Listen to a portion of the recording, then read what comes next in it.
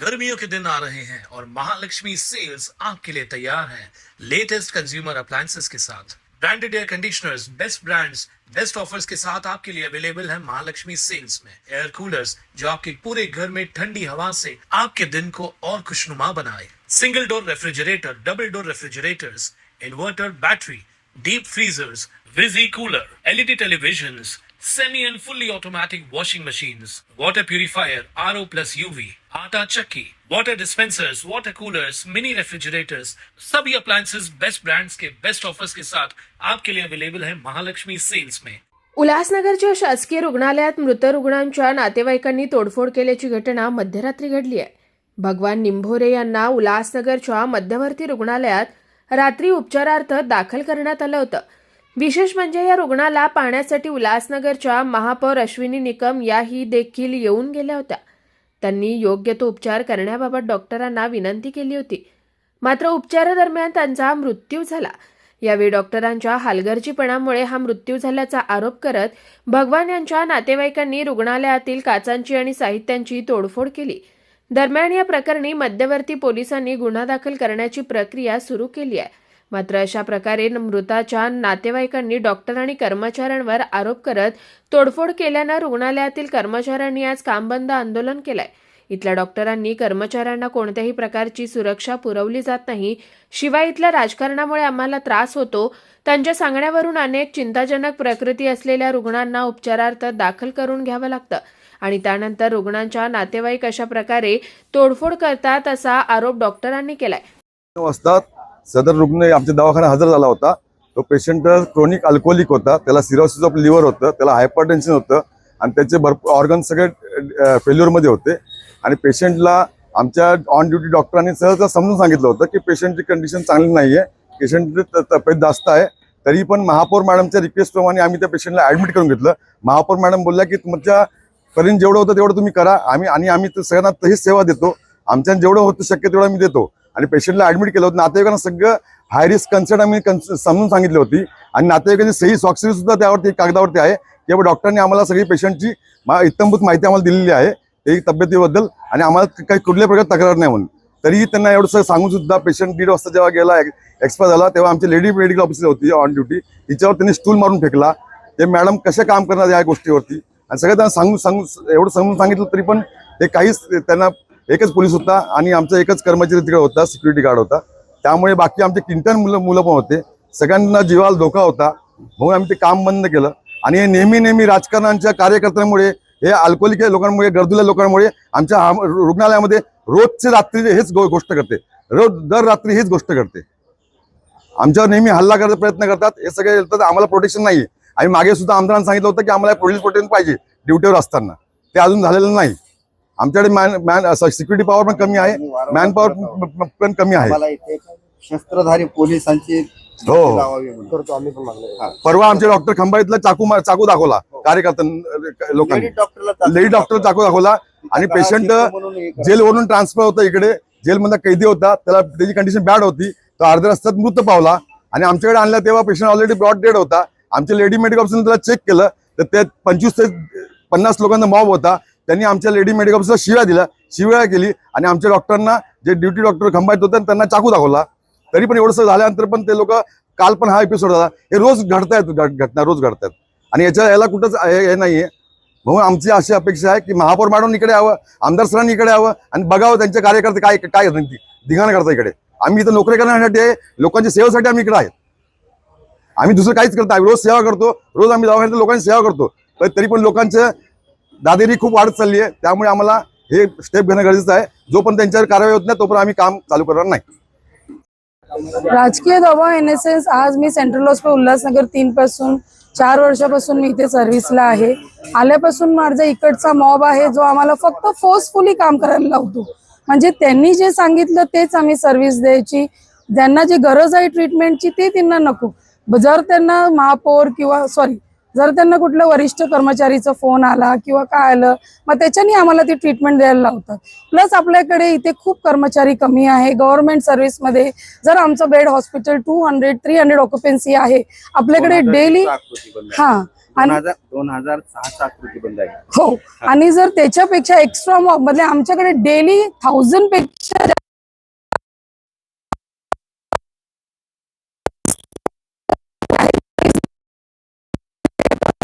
पण समजायला पाहिजे की जेव्हा मॉब वाढत आहे तेव्हा कर्मचारी पण वाढवायला पाहिजे. पण कर्मचारी वाढून ते फक्त जेवढं कंटिन्यू कर्मचारी त्याच्यावरच 1000 लोकांना ट्रीटमेंट द्यायला लावतात, 500 लोकांना ट्रीटमेंट द्यायला लावतात. जर तुमच्या वॉर्डमध्ये 20 बेड आहे आणि आम्ही कंटिन्यू 50 पेशंट ठेवतो वॉर्डमध्ये, तर तुम्ही स्वतः विचार करा, एक कॉमन पब्लिक म्हणून विचार करा तुम्ही की आम्ही त्या पेशंटला एवढ्या 50 पेशंटला एक सिस्टर, एक डॉक्टर आणि एक सर्वंट कसं ट्रीटमेंट देणार, कशी स्वच्छता ठेवणार आणि कसं त्यांना केअर देणार. आम्हाला मान्य आहे एकाचा आई गेला, बाप गेला, बहीण गेला, सगळं मान्य आहे. त्याच्यापेक्षा जास्त दुःख आम्हाला होतो, गिल्ट होतो की आमच्या ड्युटीत असं पेशंट दगावला आहे. आम्ही पूर्ण कोशिश करतो की त्या पेशंटला वाचवायला पाहिजे, पण ते जर त्या पेशंट त्याच कंडिशन मध्ये आला आहे, आम्ही त्यांना तसंच एक्सप्लेनेशन दिलं आहे, पण त्यांना असं वाटतं की आमची ओळख एवढ्या मोठ्या माणसाशी आहे तर तरी माझ्या पेशंटला वाचवला. ही दिस इज नॉट पॉसिबल.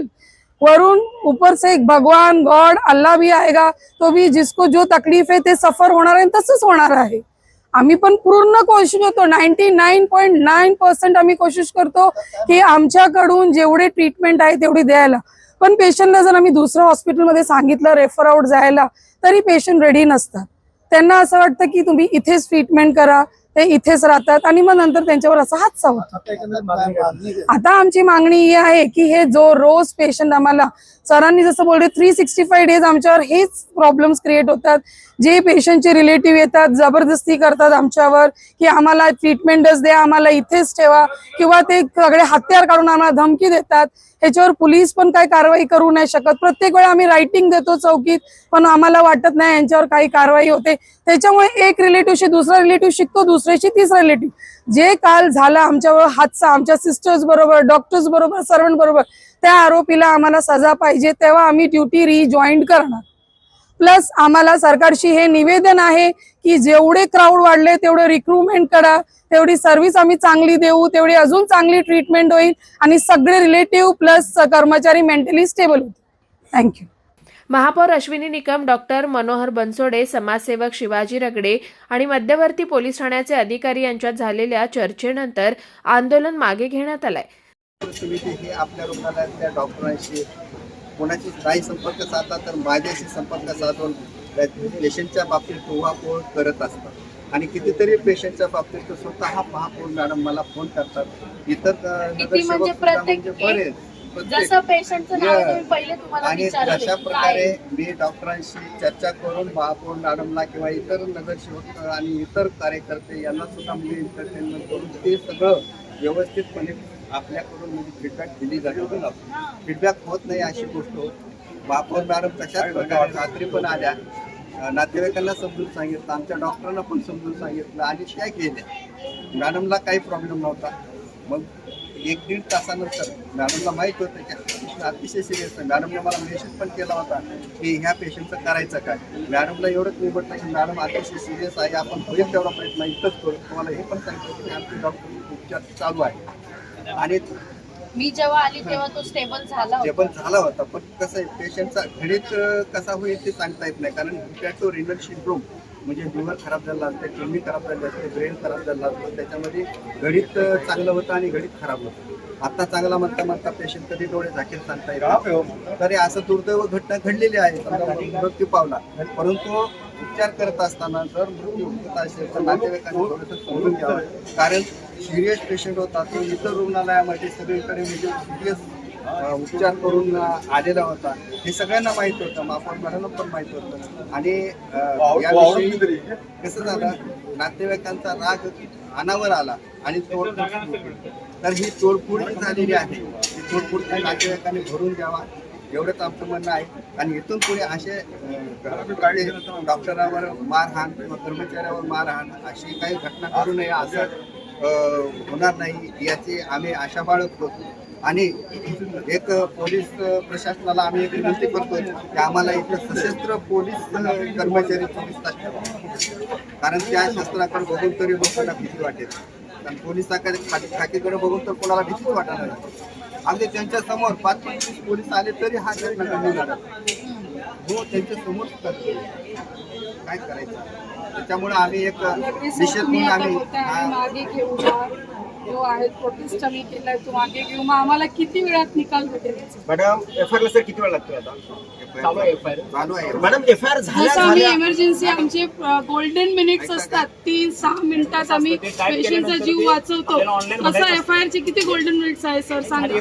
कारण आज आमच्या एवढ्या बहिणी फक्त खाली उतरलाय. कारण कालचे तर 2 जर मेल्या असत्या त्या नर्सेस मग त्यांच्या फॅमिलीला कोणती तर एक सिंगल मदर आहे सर. एफआयआर दाखल झालेला आहे. एफआयआर झाली पण ह्याला इन्स्टंट सर्व्हिस कधी होईल सर? इमिडिएटली होणार ना मॅडम. एफआयआर झालं त्याला ते लोक ऑलरेडी कैदेत आहे पण त्यांना एरर दाखवतात ना. एफआयआर झाल्याशिवाय ऑलरेडी ती लोक आपल्या ताब्यात आहेत पण एरर कधी दाखवणार जेव्हा एफआयआर कंप्लीट होणार. अर्धा तास किंवा 1 तास जशी एफआयआर झाली तुमचा स्टाफ तिथं बसलेला आहे. त्याने एफआयआर सही दिली अपलोड झाली त्यांना एरर दाखवणार. मेडिकल कडे तुमच्याकडे येणार ते. सर आम्हाला बोलवणार मॅडम. मेडिकल का तुमच्याकडेच येणार मॅडम. एफआयआर असं नसतं का त्याला तमाशा म्हणून दाखवायचं नाही ना. कायद्यानुसार प्रतिबंधात्मक कारवाई करायची. मेडिकलकडे तुमच्याकडे येणार तुम्हाला एफआयआर ची कॉपी मिळणार होणार ना मॅडम. मॅडमनी एफआयआर वरती आता सध्या त्या रुग्णाचा पीएम झालेला आहे. पंचनामा झालेला आहे आणि पीएम करून सदर बॉडी रुग्णाच्या ताब्यात देण्यात येत आहे. त्याच्यामुळे आता इथून पुढे जे काही आपल्याला काम करायचे आहेत रुग्णसेवा अखंडित सुरू करायची आहे. रुग्णसेवा चालू ठेवा. रुग्णसेवामध्ये खंड पडू देऊ नका. फक्त निषेध आम्ही एवढंच की काळ्यामध्ये जाऊन काम करत एवढंच. काय हे काळी पितका लावली तर लोकांना माहित होतं. एक मिनिट इथे नातेवाईक ऐका. सर्व नातेवाईकांना देखील विनंती आहे. जे रुग्णांचे जे नातेवाईक आहेत त्यांना देखील विनंती आहे. हे डॉक्टर नर्सेस आणि जो स्टाफ आहे ते देवदूत आहेत. आपले प्राण रक्षक आहेत. ते आपल्यासाठी अहोरात्र मेहनत करून प्रयत्न करून आपले प्राण वाचवतात. जन्म आणि मृत्यू हा डॉक्टरांच्या हातात नाही. हे नैसर्गिक प्रक्रिया आहेत. आणि जर अशा वेळेस काही एखादा रुग्ण दगावला किंवा अनावश्यक गोष्टी घडल्या तर कृपया कायदा हातात घेऊ नका. जर तुम्हाला काही तक्रारी आहे तुम्ही पोलीस स्टेशनला कळवा. डॉक्टर सिव्हिल सर्जनला कळवा. लेखी तक्रारी द्या. पोलिसांकडे जा. परंतु कायदा हातात घेऊ नका. कायदा हातात घ्या तर तुम्हाला त्या कायद्यानुसार शिक्षा देखील मिळेल. याची तुम्ही खबरदारी घ्या. ही सगळ्यांना विनंती आहे. कसं आहे रुग्ण एखादा दगा लावून शकतात. काय सुरक्षा रक्षक होते पण ते सफिशियंट नव्हते. ते म्हणून तर वाढवण्यासाठी प्रयत्न आहेत. निश्चित लोक काय करणार हा वाढीव सांगितले ना आता. करू झाले ठरले डिप्लॉय करणार आहे. नातेवाईकांनी फक्त शांतता ठेवा. आता हॉस्पिटल चालू आहे. आपले जे काम बंद मागे घेतलं उपचार घ्या. काम बंद मागे गोंधळ वगैरे काय करू नका. ठीक आहे. मला सर्वांसाठी हॉस्पिटल आहे. हॉस्पिटल हे तुमचेच आहे. तुमची जबाबदारी आहे. आणि महापौर मॅडम आले त्यांनी पण तुम्हाला त्या पद्धतीने निवेदन आवाहन केलेलं आहे.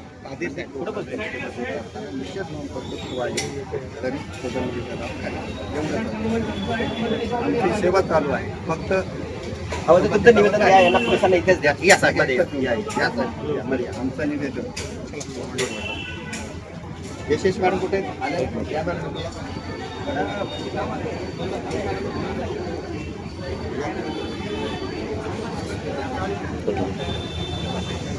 हे निवेदन असं आहे की आम्ही सेवा कुठलीही खंडित केलेली नाही आणि करणारही नाहीत.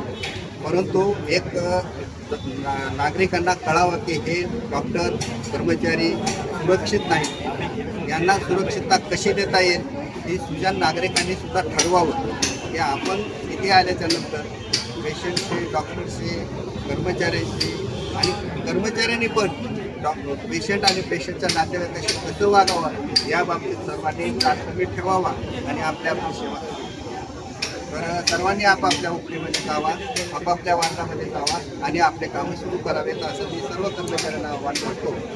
इथून पुढे आपल्याला सर्व संरक्षण मिळेल. साहेबांना निवेदन दिलं तर त्यांच्याकडनं आम्हाला आणि निवेदन दिलेलं आहे. सुरक्षेच्या बाबतीत मला निवेदन आम्ही द्यावं सर सुरक्षित. मी सेंट्रल पोलीस स्टेशनच्या वपोनी सर अवताडे साहेब यांच्या वतीने बनसोडे साहेब डॉक्टर बनसोडे साहेब यांना सांगू इच्छितो की सदरची जी घटना घडलेली आहे ही पूर्णपणे चुकीची आहे. ही गोष्ट घडायला नाही पाहिजे होती. कारण पेशंटचे नातेवाईक आहेत अशा कंडिशनमध्ये असतात की तो पेशंट जगेल किंवा वाचेल अशा मरणाच्या दारामध्ये असताना त्यांची जी माइंड प्रत्येक वेळी चेंज होत असतं, त्याच्यानुसार त्यांच्याकडून अनावधानाने घडलेले आहे, परंतु ती चुकीची आहे. या गोष्टी व्हायला नाही पाहिजे, यामध्ये आम्ही कधीही समर्थन करणार नाही. डॉक्टरने सांगितल्याप्रमाणे त्यांना जे शस्त्रधारी पोलीस पाहिजे त्या अनुषंगाने वरिष्ठांची बोलून पुढील कारवाई करू. ठीक आहे, कृपया सगळ्यांनी आता ड्युटीवर जा आणि FIR झाली की ते मेडिकलला तुमच्याकडे येणार. आमची जबाबदारी आहे, आमची जबाबदारी आहे. चालू नाही मॅडम. मॅडम तुमचा स्टाफ तिथे बसलेला आहे, इकडे का दरम्यान तोडफोड करणाऱ्यावर कायदेशीर कारवाई करून त्यांना अटक केली जाईल. शिवाय रुग्णालयात एक शस्त्रधारी पोलीस दिला जाईल अशा आश्वासनानंतर हे आंदोलन मागे घेण्यात आलंय. आम्ही प्रतिकात्मक निषेध म्हणून थांबलो होतो ओपडीच्या आणि कॅज्युलिटीच्या समोर, की जेणेकरून जनतेलाही माहीत व्हावं, प्रशासनालाही माहीत व्हावं, पोलीस प्रशासनाला माहीत व्हावं हे आमचं घराणं काय आहे.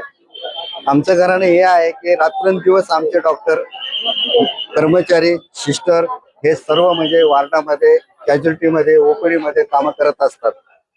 आणि कामं करत असताना वेगवेगळ्या प्रकारचे लोक येत असतात. प्रत्येकाचे वेगवेगळे क्रिया होत असतात. तर तशा प्रकारे होऊ नये ती अनुचित प्रकार रात्री घडलेला आहे. अतिशय सिरियस पेशंट जो की प्रायव्हेट रुग्णालयामध्ये उपचार घेत होता तो आपल्याकडे आला.